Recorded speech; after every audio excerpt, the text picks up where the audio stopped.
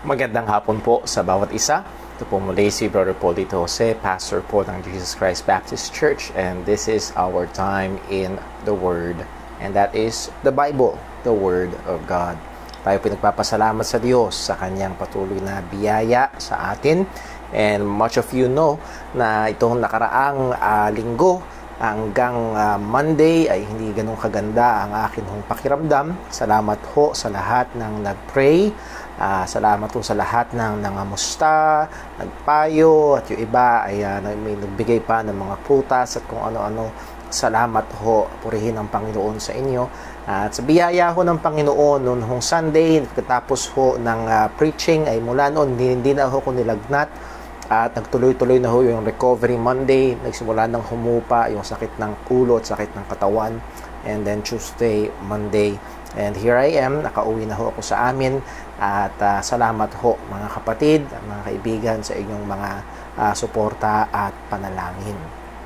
Well, dadako ho tayo sa atin hong mga announcements ngayong hapon bago tayo dumako sa ating sandali ng pagbubulay-bulay sa salita ho ng Panginoon. And I do pray and hope na ang ating devotion ngayong hapon ay maging kapakinabangan sa bawat isa ho sa atin. I think lahat tayo ay nangangailangan ng katotohanan na atin hong pag-aaralan. We will be able to identify as believers sa katotohanan ho na atin hong bibigyang pansin ngayong hapon. Pero bago ho yun, ilang mga announcements po muna. Una ay let's continue to pray and na ang ginagawa hong renovation sa ating hong bahay-sambahan ay matapos ng mainam, matapos ng mabilis. Marami hong magbabago, and I think, sabi ko nga ho, marami sa ating mga kapatiran will be pleasantly surprised, lalo na ho doon sa mga talagang hindi pa ho nakakabalik sa ating hong bahay-sambahan, sa aabutan yung itsura nito. At salamat sa Panginoon sa kanyang mga taong ginagamit sa ikakabuti ng ating hong bahay-sambahan. And mga kapatid, lalo na ho sa ating mga members ng church, please do consider to be a part of sa mga bagay ho na ito. And if you want to be a part, you can send a message to me how to para ho tayo ho ay sama-sama at hindi lang ho natin ipagkatiwala kaya na ni ano yan, kaya no. We are one body here. So pag-pray ho natin na ito ho ay matapos agad na at safe, ano po. And also pag-pray natin si Sir Rain Sausa, as far as I know, supposed to be today at 3 p.m. yung kanyang cesarean operation para mailabas yung sanggol. Sa ngayon ay wala pa ho akong update na balita. So ano ho ang nangyari? Kaninang umaga sila ni Sister Jonah ang medyo magka-message. So let us be in prayer for Sister Rain Sausa, yung baby, at nawa ay maging maayos ang mag-ina at maging safe lahat ang sa delivery ho, and also recovery ni Sister Rain. Again, I would like to call the attention of the mothers. You know better ang pangangailangan ng isang bagong panganak. So if you could reach out to her and encourage her, that will be a very, very good thing. Sumunod ho, iba natin mga kapatiran may mga karamdaman ay kung maaari ho ay pag-pray natin una sa lahat, and then pangalawa, if you could be a channel of blessing to them, ay maganda hong gawin po natin yun na hindi lamang ho financial or a means of encouragement, just a text letting them know that we are praying for them and we love them is a very, very good thing. And also, last na po, na ating hong announcement sa Friday, ay magkakaroon tayo ng prayer room. Ginamit natin yung FB room to have a prayer room. So, sa Friday po, pagkatapos ng ating time in the Word, ay we will have a prayer room. It is our pansamantala na panghalili sa ating prayer meeting. It is also a prayer meeting. We'll be utilizing the Facebook room, so we are calling it prayer room. I am calling it prayer room. So nawa ay kayo ho ay maging involved, mga members ng JCBC. So we will use the Facebook group of JCBC, and if you are not part of that, please do send an invite or send a request, I should say, para pag nag-open tayo ng room, you are able to join sa atin hong prayer room. That will be on Friday after po ng ating time in the Word.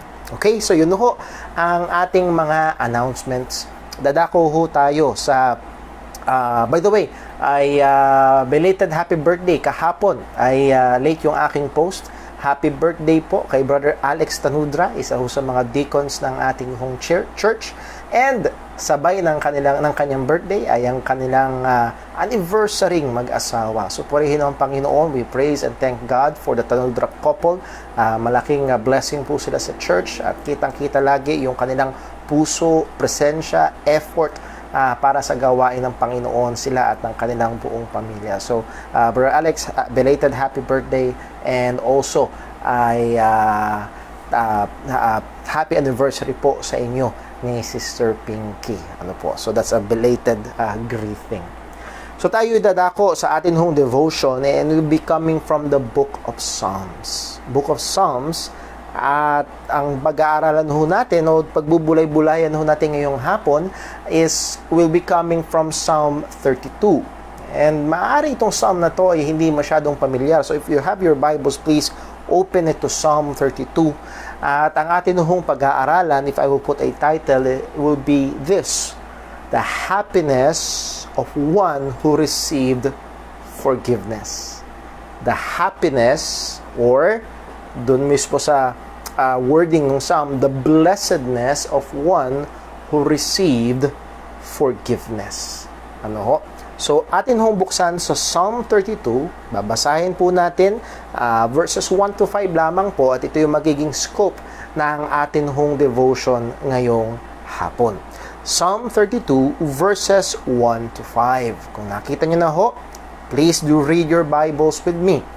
Verse number 1, so basahin ho natin yung pinaka-title, A Psalm of David, Mashkil. Blessed is he whose transgression is forgiven, whose sin is covered. Blessed is the man unto whom the Lord imputeth not iniquity, and in whose spirit there is no guile. When I kept silence, my bones waxed old through my roaring all the day long. For day and night thy hand was heavy upon me. My moisture is turned into drought of summer. Selah. I acknowledge my sin unto thee, and my iniquity have I not hid. I said, I will confess my transgression unto the Lord, and thou forgavest the iniquity of my sin. Pagpalain po ng Diyos ang pagkabasa ng kanyang salita. Tayo ho ay manalangin. Panginoon naming Diyos, aming Ama sa langit, salamat po. Salamat po sa iyong kahabagan. Salamat po sa iyong biyaya. Tunay, O Diyos, kahabagan mo, awa mo, kaya kami ay naririto't hindi napupugnaw. Biyaya mo, kaya kami ay patuloy na nagtatamasa ng mga pangangailangan namin at maging mga mabubuting bagay, lalo't higit ang kaligtasan na meron kami kay Kristo. Panginoon, malinaw sa iyong salita, kaming mga mananampalataya ay inutusan mong magpakabanal. Inutusan mong mamuhay sangayon sa iyong kalooban. Maging maingat sa paggawa ng mga kabutihan. Sumunod sa iyong mga kautusan. Pero Panginoon, nalalaman mo, at hindi namin ikinakaila, kami pa rin ay bumabagsak, nagkakasala, lumalabag sa iyong kalooban, lumalabag sa iyong mga kautusan. Panginoon, salamat sapagkat sa iyo ay may kapatawaran. At nasa iyong kapatawaran ang tunay na kasiyahan ng iyong mga anak. Panginoon, sa sandaling ito ng aming pagbubulay-bulay sa iyong salita, gamitin mo po ang iyong salita ngayong makapangyarihan. Maging ito ay patuloy na humubog sa aming buhay bilang mananampalataya. Ito, Panginoon, ay hindi lamang mapakinggan, kung hindi ito'y magbigay direksyon sa aming pamumuhay. Lord, amin din pong diadalangin sa iyo ang aming kapatid na Sister Rain Sausa. Mahabag ka po. Mahabag ka po. Hawakan mo po siya, ang sanggol. Ang doktor ay bigyan mo ng kahusayan. Maging ang kanyang mister doon sa Amerika, si Brother RJ, bigyan mo ng comfort. Sapagkat alam namin na napakahirap ang kalagayan niya na siya'y malayo sa kanyang misis sa ganitong kapanahunan. Panginoon, mahabag ka po. Provide mo po ang lakas, hindi lamang pisikal, kundi lalo't higit spiritual. Hawakan mo po sila. Ang buong pamilya Virayo, O Diyos, hawakan mo rin po nawa. Hindi po ang aming mga kapatiran na may mga karamdaman na ikaw ang perfecto nakakaalam, O Diyos, ng kanilang pangangailangan, pisikal, emosyonal, spiritual, material. Provide mo po, O Diyos, ang ayon sa iyong kalooban. Ganun din po ang aming present na krisis, ang kumakalat pa rin na COVID-19. Lord, mahabag ka po. Tulungan mo po ang aming presidente. Nawa ay siya'y magkaroon ng matalino at maingat na pagdedesisyon sa ikabubuti ng mga mamamayan. Doon din, Panginoon, mga healthcare workers, O Diyos, ingatan, protektahan mo po. Nawa, ang lahat ng ito, O Diyos, alam po namin na hawak mo. Pero nawa, ito'y patuloy na mauwi sa kapurihan ng iyong dakilang pangalan. Ama, muli, kagaya ng aming pinag-aralan noong nakaraang Wednesday, kalooban mo, gusto mo ng iyong mga anak ay nagtitipon-tipon. Kaya hinihiling namin, O Diyos, nawa sa lalong madaling panahon nawa. Loobin mo na kami ay makapagtipon-tipon na. Lahat ng ito, O Diyos, ay sa iyo namin hinihiling. Sa pangalan ng aming Panginoong Hesukristo. Amen. Well, hindi ho tayo magpapakatagal sa atin hong devotion ho ngayong hapon, at I think it's evident yung atin hong binasa, pero hatiin ko sa 3 punto yung atin hong pagbubulay-bulay ngayong hapon pong ito. Una, ay titinan ho natin the blessedness of being forgiven. Or, sabi nga ho natin, isa pang term ng word na blessed is, that word equivalent is happy. Truly happy. At hindi lang ito yung happy na masaya ka dahil nakita kang nakakatawa, kung hindi, this is true and deepest sense of happiness because you know that between you and the Lord is peace. Handun yung katuwaan. Paano nga naman magiging masaya ang isang tao? Nasa kanya man ang kayamanan ng buong sanlibutan, maabot niya man ang lahat ng kanyang pangarap, pero alam niya na ang galit, ang puot ng Diyos ay nasa kanya, saan manggagaling ang kasiyahan? Ngunit ang isang tao man ay sabihin nating may kasalatan sa buhay, ang isang tao man ay maaaring hindi ganong kataas ang kalagayan, pero kung siya at ang Diyos ay may kapayapaan sa kanilang dalawa, ay nahandoon ang tunay at malalim na kaligayahan. So yun talaga ang blessed. We're not pertaining to material blessedness or prosperity. Dahil yun ang madalas natin naiisip pag sinabing blessed, mapalad, pinagpala ng mga material na bagay. Not really that, but having that close and good relationship with God. So the blessedness of a forgiven person. Pangalawa, the heaviness of unconfessed sin. The heaviness, ang kabigatan ng kasalanan na hindi ikino-confess sa Panginoon, hindi pinagsisisihan sa Diyos. And then panghuli, titinan ho natin the forgiveness of the confessor. The forgiveness of the confessor. Actually, pag tinignan nyo ho ay parang isang ikot itong ating pag-aaralan. Nahandoon the heaviness of unconfessed sin. Kapag yung sinner ay nag-confess, handun yung blessedness. So there is that complete circle. So nagsimula si Haring David, at natingnan lang ho natin muna sa point number 1, the blessedness of being forgiven. So sabi sa verse number 1, a psalm of David. So ang may akda ho nito ay si Haring David. This gives us some information. Ang taong nag-akda nito ay taong sumulat ng maraming mga tala sa Book of Psalms. Ang taong ito ay kilala bilang isang taong masunurin sa kalooban ng Panginoon, isang taong matapang sa pangalan ng Panginoon. Ipinagtanggol niya o inilabanan niya si Goliath sa pangalan ng Diyos at nahandun yung tiwala niya. At sa maraming paraan, sinunod niya ang kalooban ng Panginoon. Pero alam ho natin na si Haring David ay tao. Again, ilang beses sigurong naririnig ho sa akin, the best men, and kinopya ko lang ho ito kay Alistair Begg, the best men are men, not best.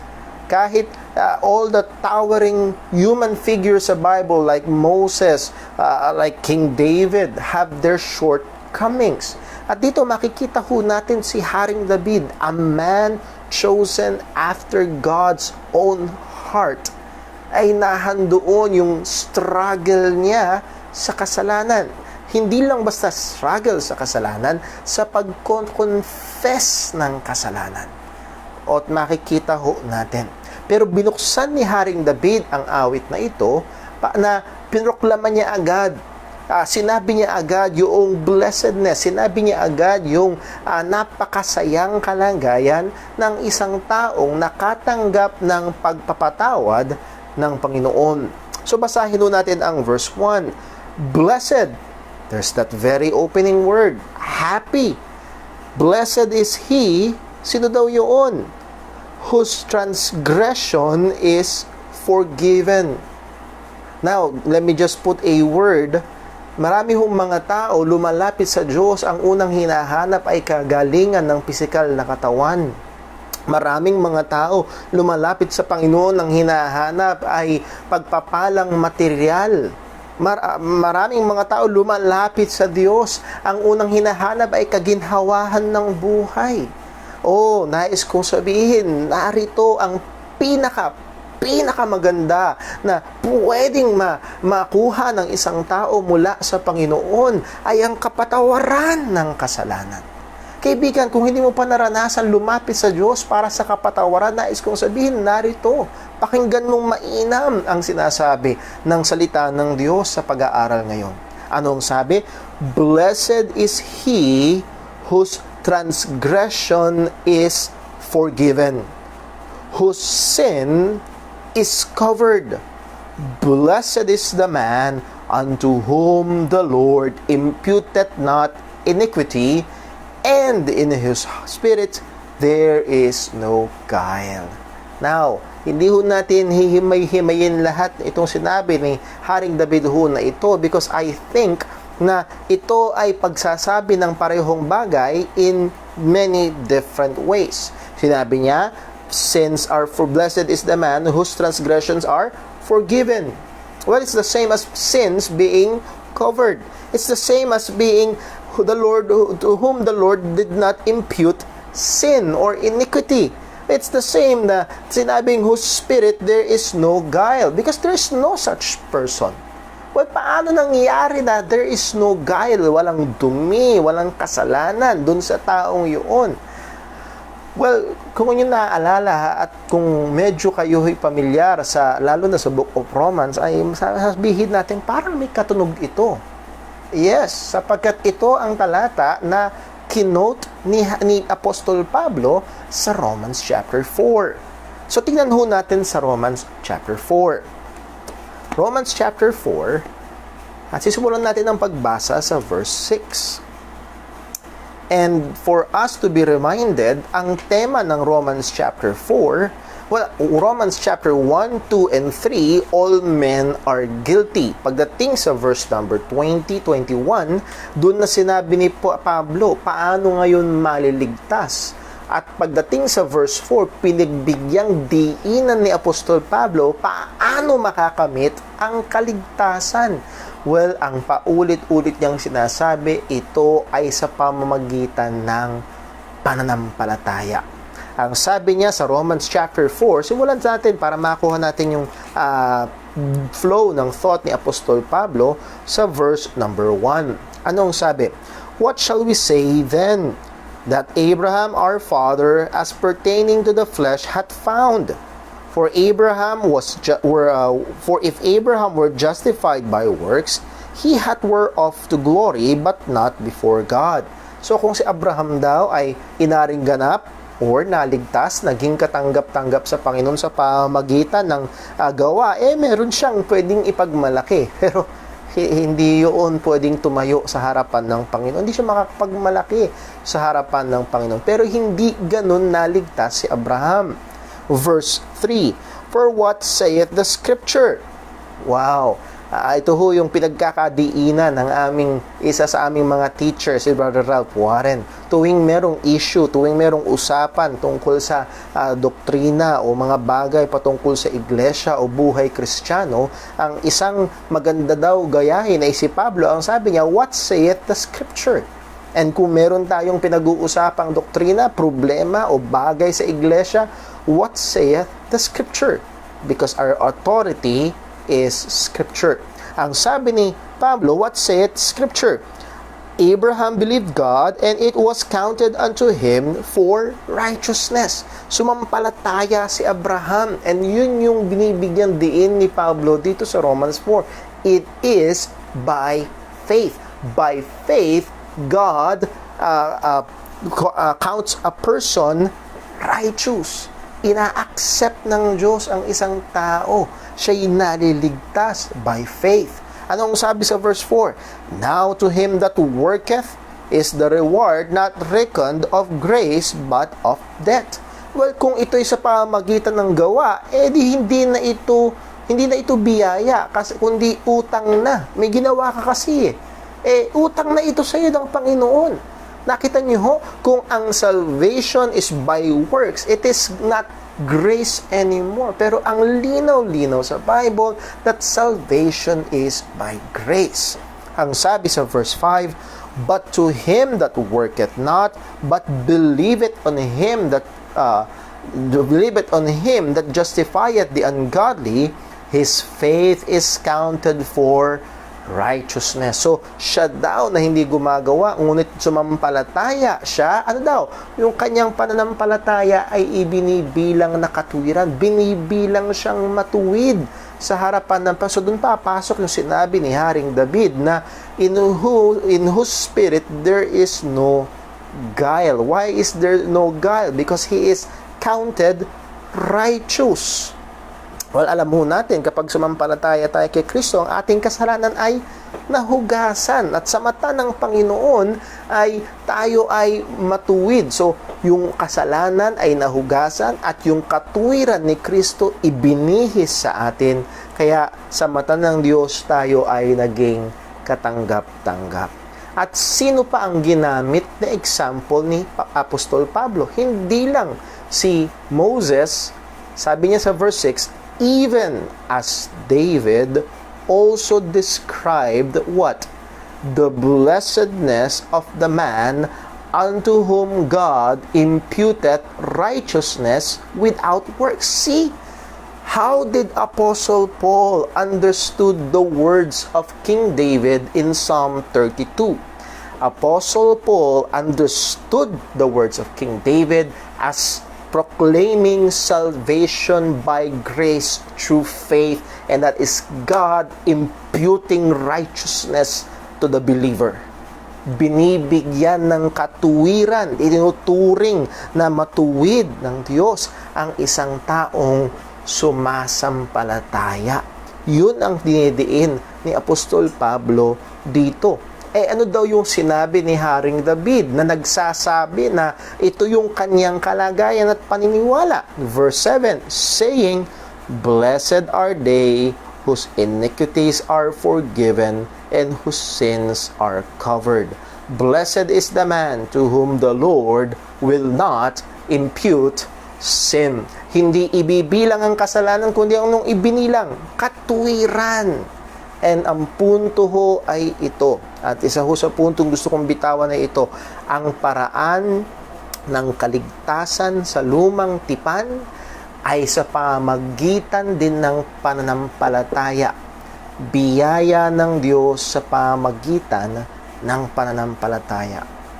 sa ilang panahon ho, kahit ho sa Bible school, ay naturuan kami noon na, well, sa ngayong panahon na ito ng grace age, ang salvation is by grace, pero nung panahon ng Old Testament, salvation is by works. That is wrong. Kasi kung ang salvation ng Old Testament is by works, walang maliligtas. And if kung may naliligtas by works ng Old Testament, bakit kailangan pa ng pag-aalay ni Kristo, nakapagliligtas naman pala ang works sa lumang tipan. So ang punto ho, mga kapatid, ay ito.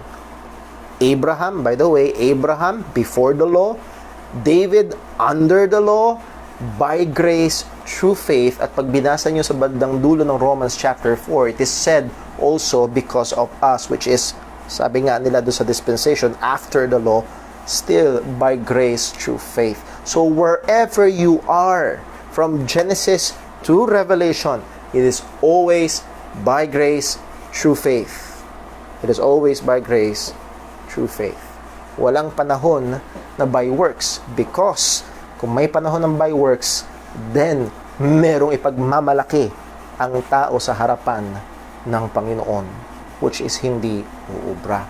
Pero ang punto ho natin ay ito, ang sabi ni Haring David at pinapangalawanan ni Apostol Pablo hanggang sa bagong tipan, mapalad ang taong pinatawad ng Diyos. At paano tayo pinatawad ng Panginoon? Paano nagkaroon ng kapatawaran ng ating mga kasalanan? Well, a familiar verse to us is Ephesians 1 verse 7. Open your Bibles please. Ephesians 1 verse 7. Ano po ang sabi ni Apostol Pablo? In Him, or in whom, we have what? Redemption through His blood. And again, sino yung whom na yon? Walang iba kundi ang ating Panginoong Kristo. Sa Kanya daw, meron tayong katubusan. Paano daw? Sa pamagitan ng Kanyang dugo. Saan tumuturo yon? Doon sa Kanyang kamatayan sa krus. At ang sabi, what is this? The forgiveness of sins. Our forgiveness of sin, the forgiveness of our sin is dependent upon not our blood, but His blood. Ang pagkapatawad ng ating kasalanan ay nakadepende hindi sa ating dugo, kundi sa dugo ni Kristo. Kaya ho yung mga taong nagtitigis ng kanilang sariling dugo tuwing mahal na araw, in hopes na mabawasan ng kanilang mga kasalanan, yun ay kalapastanganan pa. Yun ay pagpapakita ng kawalan ng tiwala sa dugo ni Kristo. Ito ho ay isang bagay na hindi maliit at nahando ng galit ng Panginoon sa Hebrews chapter 10 sa magbabaliwala sa ginawa ng ating Panginoong Hesukristo. So narito ho ang katotohanan. Mapalad ang isang taong nakatanggap ng kapatawaran, that is, nagkaroon ng kaligtasan sa pamamagitan ng pananampalataya kay Kristo Jesus. So ano ang resulta nito? You are a truly blessed person. Kapatid, ano man ang sitwasyon mo ngayon, maaaring may nakikinig tayo mga kapatiran na nahandoon ng problema, hando ng kabigatan sa buhay, hando ng mabigat na karamdaman. Yes, maaaring mahirap, mabigat, masakit, pero nais kong ipaalala sa iyo, narito ang isang matinding biyaya ng Diyos, kagalakan, tunay na kasiyahan, true blessedness, because you are forgiven by God through Christ. Remember that. Alalahanin ho natin, sa kabila ng maraming mga problema, ginawan ng solusyon ng Diyos ang problemang hindi nating makakaya. That is, binayaran niya ang ating mga kasalanan sa pamamagitan ni Kristo Jesus. At nung tayo ay sumampalataya, tayo ay tunay na napatawad, tayo ay binilang na matuwid at hindi na ibibilang sa atin. Sabi nga ni Haring David, blessed is the man to whom God does not impute sin or iniquity. So, the blessedness of a forgiven person. That means to say, every Christian is a blessed person. Walang hindi blessed na Kristiyano kung tunay kang Kristiyano. Because we are forgiven in Christ. And then, sa pangalawang punto, tila baga, babalik tayo sa Psalm 32. Tila baga si Haring David, parang sinimulan niya sa climax at sa parang paliwanag ko sa inyo kung bakit talaga na ito yung kagalakan. Meron hong mga tao ang kagalakan nila, akala nila ay kapag nailulusot nila yung kanilang ginawang kalokohan. Akala nila ang kasiyahan ay kapag napagtakpan nila yung kanilang ginawang kasalanan at seemingly ay walang nakakaalam at hindi sila mapaparusahan. Well, pagdating ho sa buhay ng mananampalataya, hindi ho ganyan ang katotohanan. Sa verse number 3, tignan ho natin hanggang verse 4 ang second point. The heaviness of unconfessed sin. The heaviness of unconfessed sin. So, pinakita muna ni Apostol Pablo the blessedness. And then ngayon, the heaviness. Sabi niya sa verse 3, when I kept silence, my bones waxed old through my roaring all the day long. Nung nanahimik lang ako, may kasalanan ako, may ginawa akong mali, may paglabag ako sa Panginoon, at nanahimik lang ako. Sabi ni Haring David, my bones wax old. Ito hong sinabi niya na my bones wax old ay his bones, it's pertaining to his inward parts sa nasa loob. Meron dalawang view na nagsasabi ito daw ay maaring emotional, spiritual, or physical, and I think it is both. Unconfessed sin affects both. Ang kasalanan hindi ipinapahayag, ang kasalanan na hindi inihingi ng tawad sa Panginoon ay apektado ang spiritual, emotional at physical na katawan ng tao. At ito sa lengguwahe ni Haring David, makikita ho natin yun. Ang sabi niya, his bones wax old. Itong word na wax old, ibig sabihin to decay, to be consumed, to be wasted, para bang naaagnas. Buhay pa ako, naaagnas na yung buto ko sa loob. Dahil ako ay nanahimik. Instead of confessing my sin before the Lord, instead of coming to the Lord in repentance, ako'y nanahimik, nagpigil, ayokong pagsisihan, hindi pinigilan ko. Well, anong naging dulot nito? My bones wax old. O mga kapatid, hindi walang epekto ang kasalanan na itatago. Ang sabi pa sa verse number 4, for day and night, take note, thy hand was heavy upon me. God, listen, God is personally opposed to those who do not confess sin. Thy hand is heavy upon me. Alala ko ho, nung kami mga bata pa, pupunta sa swimming, minsan naglalaro-laro, ito maalala yung mga kalaro, doon yung isa sa pinaka-ayoko ay yung bigla kang titisurin, tapos lulubog ka, tapos ilulubog ka pa, aangat ka na, pero ilulubog ka pa. Ang hirap nun, hirap huminga. Pero narito mga kapatid, can you imagine?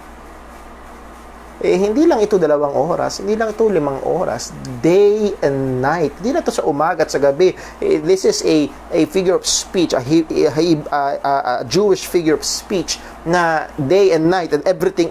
This is 24 hours. This is the whole day. This is always. Thy hand was heavy upon me. Mabigat ang kamay ng Diyos sa taong hindi nagsisisi ng kasalanan. Take note again, this is King David. This is a believer. Pwede bang mahulog sa kasalanan ng Kristiyano? Yes, nangyayari yun. Pwede bang mahulog sa grabing kasalanan ng Kristiyano? Yes, nangyayari yun. Pwede bang magtagal ng ilang panahon sa kasalanan ng isang Kristiyano? Yes, nangyayari ho yun. But the Lord's hand is heavy. Heavy. Mapikat. Buksan pa ho natin sa Hebrews chapter 12. Hebrews chapter 12. Simulan ho natin sa verse number 5. Hebrews 12. Verse number 5. Ito, kinumpara ang Panginoon sa isang magulang. And this is a good pattern sa mga parents or parents to be. Ang sabi ho sa Hebrews chapter 12, verse 5. Sorry. Simulan natin sa verse 3. For consider him that endureth such contradiction of sinners against himself, lest ye be wearied and faint in your minds. Ye have not yet resisted unto blood, striving against sin. And ye have forgotten the exhortation which speaketh unto you as unto children. My son, despise not the chastening of the Lord, nor faint when thou art rebuked of him. For whom the Lord loveth, he chasteneth, and scourgeth every son whom he receiveth. Ang Panginoon daw ay parang mapagmahal na magulang. Yung talagang anak niya ay dinidisiplina niya. Yung word ginamit dito, ini-scourge niya, nilalatayan niya ang kanyang anak na nagkakasala. Bakit? Kasi mahal niya. Actually, ang sabi pa sa verse, huwag sanang sabihin ng isang tao na, well, Brother Paul, ako may kasalanan, hindi ko hinihingi ng tawad, hindi naman mabigat eh. Huwag kang matuwa, ito'y nakakatakot na kalagayan. Ang sabi ng verse 8, if ye be without chastisement, whereof all are partakers, then ye are bastards and not sons. Sa madaling salita ho, ito yun. Walang anak ng Diyos na hindi niya pinapalo kapag kailangan. Pero kung hindi ka nakakaalam mong nagpapakilala kang Kristiyano, alam mong nagkakasala ka at hindi ka nagsisisi, ayaw mong iwan at walang palong dumarating sa iyo. Sabi ng writer, hindi ka anak. Kasi ang anak ng Diyos, mahal niya. Yung anak niya, pinapalo niya. Nahandun yung palo ng Panginoon. Kapatid, nahandun yung mabigat na kamay ng Diyos. Now, kayo ho ang nakakaalam ng inyong buhay, ng inyong puso.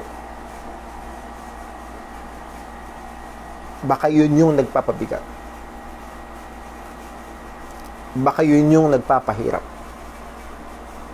Baka merong kasalanan na hanggang ngayon nagmamatigas ka pa rin. Merong kasalanan na pinoprotektahan mo pa rin. Ayaw mong ilapit sa Panginoon at pagsisihan sa Kanyang harapan. Anong ibig sabihin to, kapatid? Huwag kang magtagal. Huwag mo pagtagalin.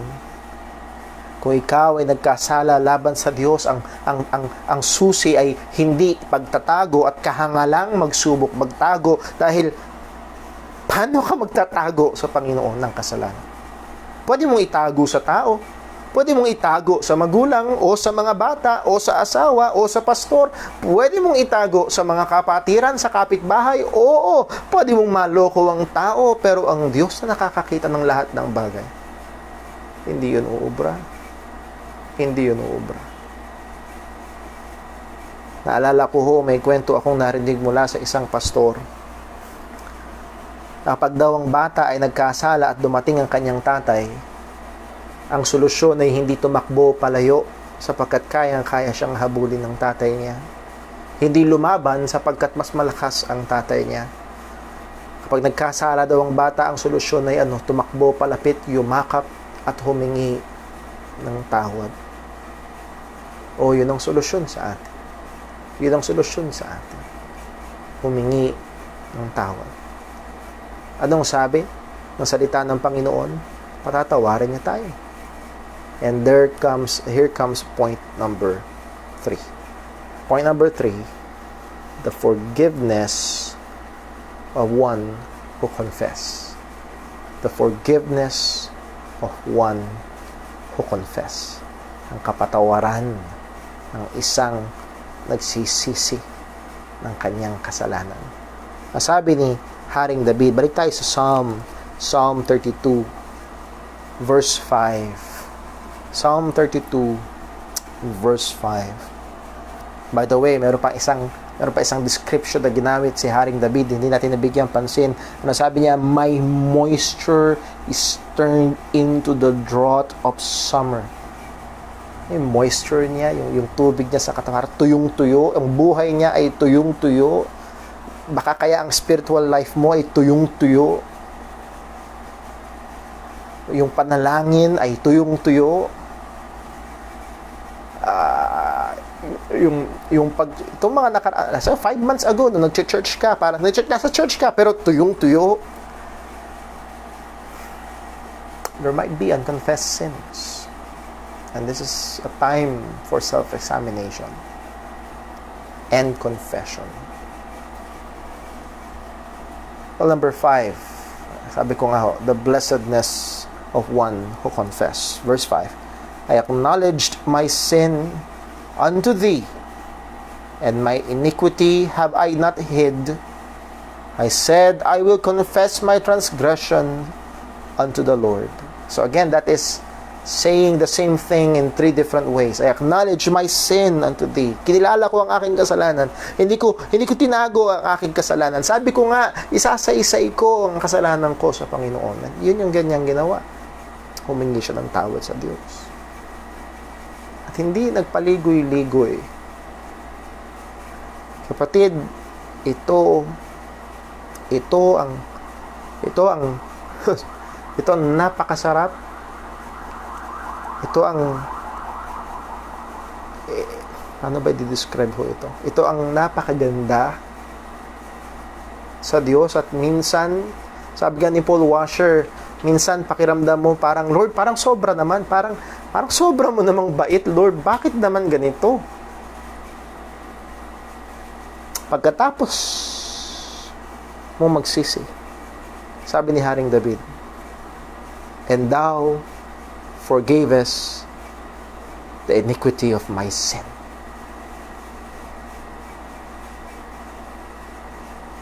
Hindi niya sinabing, 6 months, tignan ko muna bago kita patawarin. Hindi niya sinabing, manalangin ka muna ng 10 ganito, 20 ganito bago kita patawarin. No. And I confessed, and He forgave. Mga kapatid, listen, itong punto, when we truly come to God in confession, God truly forgives our sin. Hindi siya sadista na pahihirapan ka muna. At kung naalala nyo, pinag-aralan natin ito, this forgiveness is based upon the finished work of Christ. Anong sabi ng 1 John 1:9? If we confess our sin, He is faithful. God is faithful and just. If you remember my personal struggle dun sa verse na yun, if God will be faithful and God will be just, He will not forgive me, He will punish me. But how come God being faithful and just, He will forgive and cleanse? Because of Christ. Because of Christ. Wag tayong mahulog. Wag tayong mahulog sa patibong ng dyablo na dumidepende tayo sa ating sarili. Naranasan ko yun. Na dati akala ko dapat may luha. Dapat umiyak ako. Pag umiyak ako, yun ang tunay na pagsisisi. Sa nakadepende? Saan ako nakatingin? Sa akin. Ang tanging pwede lang nating tingnan at umasa ng tunay na kapatawaran sa ating pagsisisi ay ang krus ni Kristo. Nothing in my hand I bring, simply to the cross I cling. Ang sabi ni Haring David, I acknowledge my sin unto thee, and my iniquity have I not hid. I said, I will confess my transgression unto the Lord, and thou forgavest the iniquity of my sin. Ang isang tunay na nagsisisi ay magkakamit ng tunay na kapatawaran. Nawa, ito ho ay pagbulay-bulayan natin. Lalo na kung nakakaranas ka ng andun yung bigat, andun yung tila tuyong-tuyo ang iyong spiritual na pamumuhay, andun yung alam mo na ang kamay ng Diyos ay mabigat sa iyo. Baka merong mga kasalanan na kailangan. By the way, walang Kristiyanong hindi nahuhulog sa kasalanan. At ito yung good news. God forgives. Kung meron mang nakikinig ngayon na hindi mo pa nararanasan ang pagpapatawad ng Diyos. All throughout your life, akala mo basta magpakabait ka, magsimba ka, manalangin ka lang, all throughout your life, akala mo nakadepende sa'yo. Well, no. No. Ang kailangan mo ay sumampalataya ka kay Kristo. At kay Kristo, nasa Kanya ang ating katubusan sa pamamagitan ng Kanyang dugo na siyang kapatawaran ng ating mga kasalanan. Manampalataya ka na binayaran niya ang iyong mga kasalanan. Siya'y namatay para sa iyo, nilibing at muling nabuhay. At ang sabi ng salita ng Panginoon, maliligtas ka, mapapatawad ka, kakaroon ka ng buhay na walang hanggan. Hindi ibibilang sa iyo ang kasalanan, kundi ibibilang sa iyo ng Diyos ang katwiran at tatanggapin ka niya sa kanyang pamilya. Yun ang kaligtasan. Sa ating mga Kristiyano, ano ang solusyon sa kasalanan? Hindi itago, kundi dagliang pagsisihan sa Panginoon sa pamamagitan ng Kristo. Let's pray. Panginoon naming Diyos, aming Ama sa langit, salamat po. Salamat sa iyong paalala. Salamat sa katotohanan. Sa tao, O Diyos, minsan kami nangingimi, humingi ng tawad sapagkat nandun yung takot na baka hindi kami patawarin. Pero O Diyos, malinaw sa iyong salita. Malinaw ang iyong pangako. Tapat at banal ka na kami patatawarin at lilinisin kung ipahayag namin ang aming mga kasalanan. Panginoon, Ikaw ang nakakaalam. Kung meron man po na nakikinig ngayon, yung hindi pa nararanasan ng kapatawaran ng kasalanan sa pamamagitan ni Kristo, mahabag ka po. Mahabag ka po. Nawa ngayon sa daling ito ay abutin mo siya. Paunawa mo ang kanyang pagiging makasalanan. At buksan mo ang kanyang puso at paunawa mo ang pagiging tagapagligtas ni Jesus sa mga makasalanan. At sa amin, O Diyos, na mga mananampalataya na, yung mga anak, patawad po. Sapagkat nagkakasala pa rin kami sa iyo. Natutukso, nadadapa, nagkakamali, nabibigla. nagpapabaya